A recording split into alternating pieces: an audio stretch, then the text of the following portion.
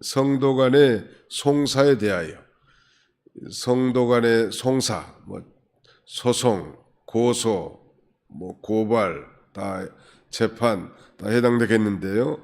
성도 간의 송사에 대해서 결론부터 말씀드리면 이 신자들, 즉 믿는 성도들 간에는 할 수만 있으면 이 세상 법정에 송사하지 말라는 것이 본문의 가르침입니다.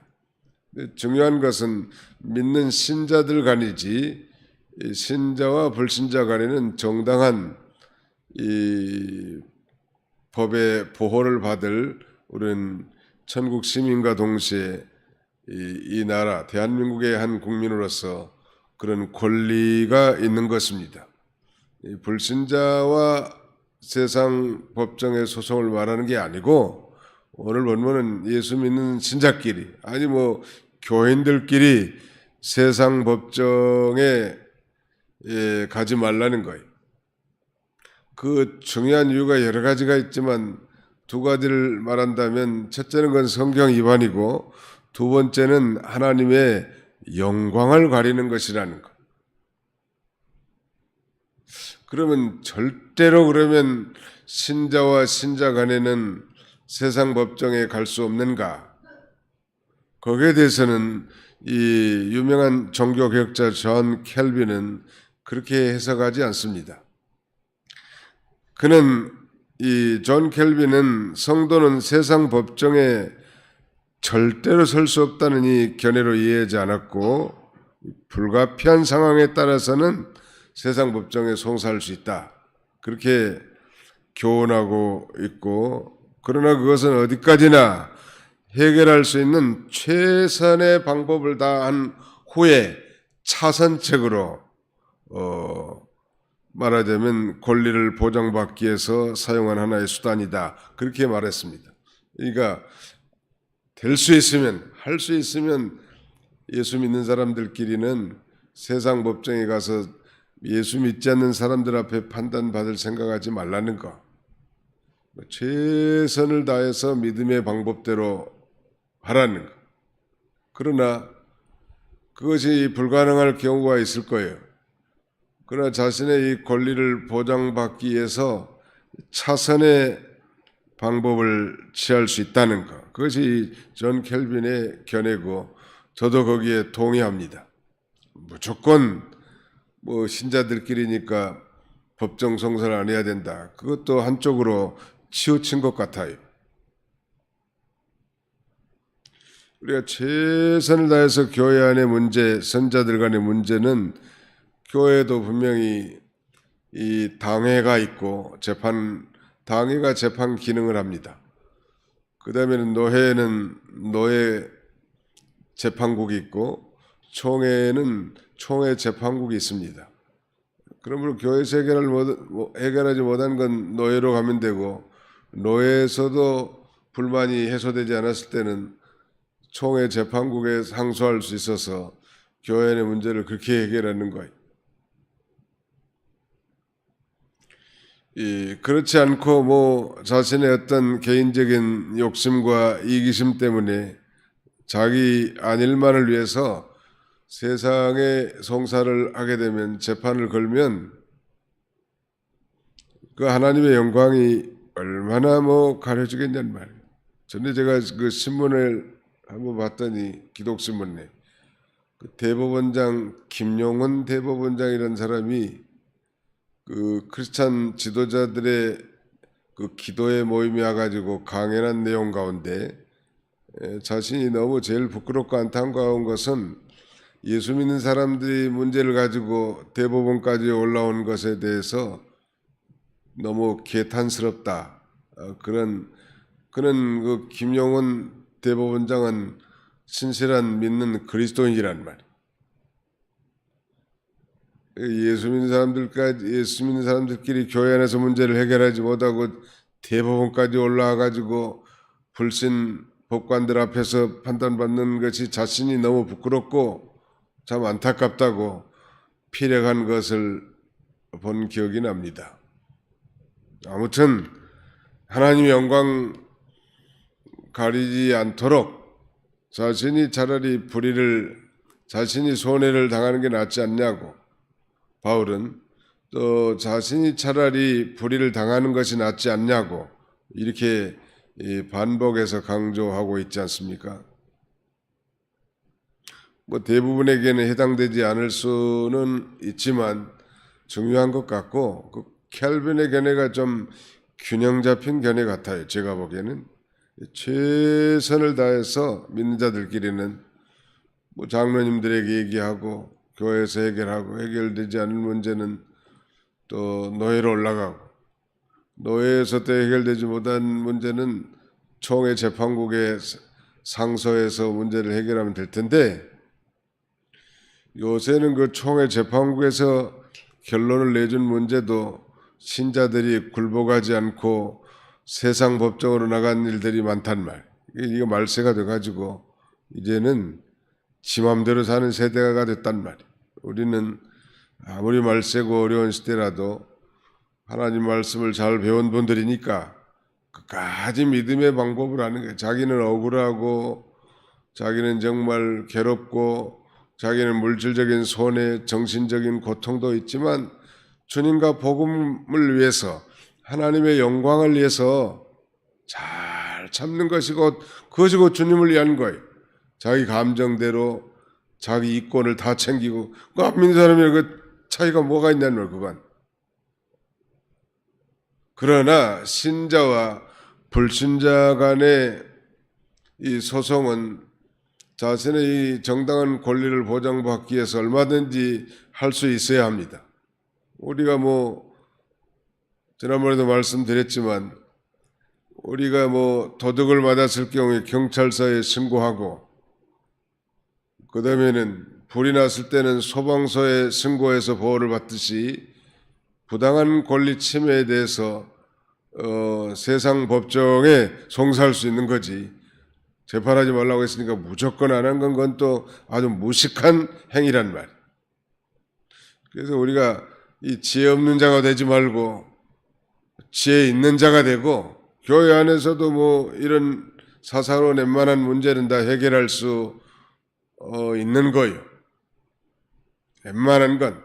나 교회 안에다 믿음이 없는 사람들이 그걸 판단하는 게 아니고, 나 교회에 당회가 구성되어 있고 또 경험 있는 그런 어른들도 계시기 때문에 이런 문제들을 얼마든지 교회 안에서 몰아서 문제를 해결하는 것이 이 성경의 가르침이란 말이에요. 최선을 다한 후에 해결책이 도저히 안 서고 여전히 자신의 권리를 보장받기를 원한다면 그건 차선책으로 어쩔 수 없이 세상 법정을 이용할 수 있다는 거, 이걸 편협하게 아는 사람들이 많아요. 요새 무조건 재판하지 말라고 했으니까 재판 안 한다. 굉장히 믿음이 좋은 것 같지만 무지의 소치란 말. 그러면 도둑 맞을 때 경찰서에 신고하지도 말고, 자동차 사고 났을 때 경찰 부르지도 말지 뭐라고 불러요. 자기가 손해보고 그냥 돌아오지. 그러나 오늘 분명히 한계점을 둔 것은 신자들 간의 송사라는 것. 예수 믿는 사람들 간의 송사는 할 수만 있으면 안 하는 게 옳고, 그 이유는 그건 하나님의 영광을 가리기 때문에 그렇다는, 복음의 문을 가린다는 말. 나 때문에, 우리 때문에.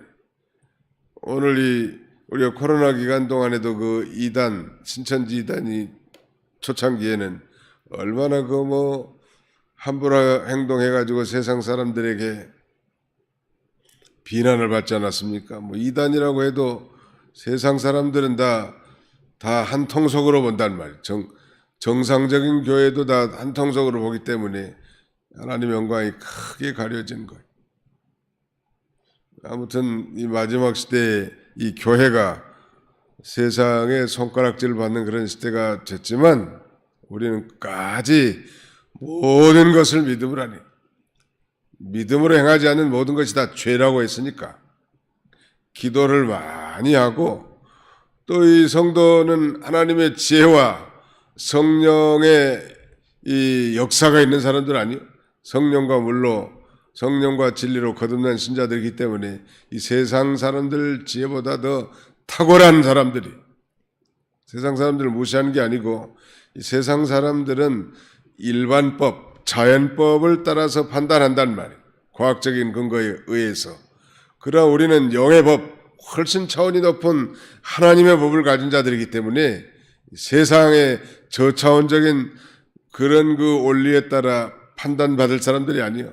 우리가 세상을 판단할 자고 장차 이 천사를 판단할 자인데 하물며 신자들 간에 그런 문제를 교회 안에서 해결할 수 없느냐. 이게 바울이 고린도 교회를 향한 책망입니다. 우리가 다 알 듯 모를 듯 하지만 언제나 치우치지 말라고. 한쪽 하나만 배워가죠.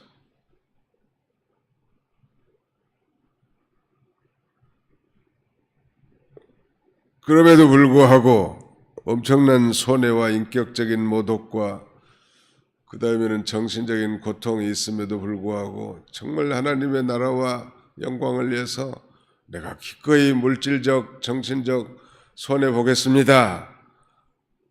그게 100점짜리죠, 사실은. 끝까지 그렇게 나가면 그건 100점짜리인데 그런 사람들은 하나님께서 또 다른 방법으로 문제를 해결해 주실 거고 이 땅에서 해결해 주지 않으셨다면 저 천국에 가서 영원한 상급으로 보상해 줄 것입니다. 그건 100점짜리예요. 근데 뭐 최선을 다하고도 마지막 자기 권리를 주장하기 위해서 재판소에 갔다. 그건 제 생각이지만 그건 60점. 그건 한 60점짜리로 보고 그러니까 이게 옳다 그러다 이건 죄다 아니다 그런 흑백 논리가 아니죠 지금. 아무튼 믿음으로 참으로 억울하고 고통스럽고 괴롭고 힘들지만 주와 복음과 교회와 하나님의 영광을 위해서 자신이 묵묵히 그 고통을 당한다면 그게 바로 예수님이 걸어간 길이죠. 예수님이야말로 이 세상에서 가장 불의한 불공정한 재판을 받고 그대로 순종했습니다. 얼마든지 순종하지 않을 수 있고 다 그 무리들을 다 처단할 수도 있는 분이시지만 그 세상 법을 불의한 재판에도 예수님은 순종한 분. 한 가지 덧붙인다면 우리가 다른 사람이 고소해가지고 우리가 이 법원에 출두할 경우도 있겠는데요. 그런 경우도 정당한 적법 절차에 따라서 우리가 출두하는 거예요. 장강교회 사건 때문에 저도 그 서부경찰서에 원래와 가서 조서를 받은 적이 있어요. 그때 거기 찾아간 목사님들이 17명인데 전부 다 고소해가지고 생애 최초로 아무 진술을 한 적이 있는데 다 무혐의로 다 풀려났지만 그런 거 다른 사람이 나를 고소를 해가지고 고소했을 경우 우리 신자가 어떻게 할 건가 정당하게 출두해서 신앙과 양심에 따라서 잘 진술해야 합니다. 그것이 아주 중요하죠. 우리는 하나님의 백성인과 동시에 또 일반 시민으로서 그 책임을 다할 뿐만 아니라 때로는 법의 정당한 보호를 받아야 하기 때문인 것입니다. 이런 이 균형 잡힌 신앙 생활을 통하여 하나님 앞에 영광 돌리는 저와 여러분들이 다 되시기를 주님의 이름으로 축원합니다. 기도합시다. 살아계신 우리 아버지 하나님께서 지난 한 주간 미스바와 같은 곳으로 우리를 불러 모으시고 하나님께서 세우신 종들을 통하여 하나님의 말씀을 선포하게 하시고 우리가 온라인으로 오프라인으로 함께 은혜에 동참할 수 있도록 은혜 주심을 진심으로 감사하고 감사를 드립니다. 자비로우신 하나님, 이것이 단순한 행사로 끝나는 것이 아니라 이제 그 말씀이 우리의 생명이 되고 능력이 되고 팔불이 앞에 등불이 되게 도와주셔서 우리가 정말 이제 신앙이 회복되고 또 실패의 삶이 이제 승리의 삶으로 전환되는 귀한 계기가 되도록 우리 하나님 아버지 은혜 베풀어 주시기를 간절히 바라옵곤 합니다. 또 하나님께서 새롭게 이 거룩한 주일을 예비하시고 이 새벽 미명의 저희를 불러주셨사오니 우리가 정말 깨어서 간절히 기도함으로 말미암아 주님과 교통하게 해주시고 십자가의 보혈이 우리 가슴에 철철 흐르도록 보혈에 의지하여 우리의 더럽고 추악한 죄들을 자백하고 회개함으로 깨끗함을 얻고 성령님의 강력한 인도와 주장을 받아 오늘도 아버지 하나님 피곤하지만 정말 구원받은 은혜에 감사 감격함으로 하나님 앞에 예배하며 자신의 직무에 충실하며 성도들을 섬기며 봉사하는 우리 모두가 되도록 우리 하나님이 함께 해주시기를 간절히 바라옵고 원합니다. 거룩하신 아버지 하나님, 연약한 성도들, 육신의 즐거로 고난 중에 있는 형제들, 아버지 환난 중에도 더욱 하나님을 의지함으로 늘 하나님과 동행할 수 있도록 우리 하나님께서 축복해 주시옵소서.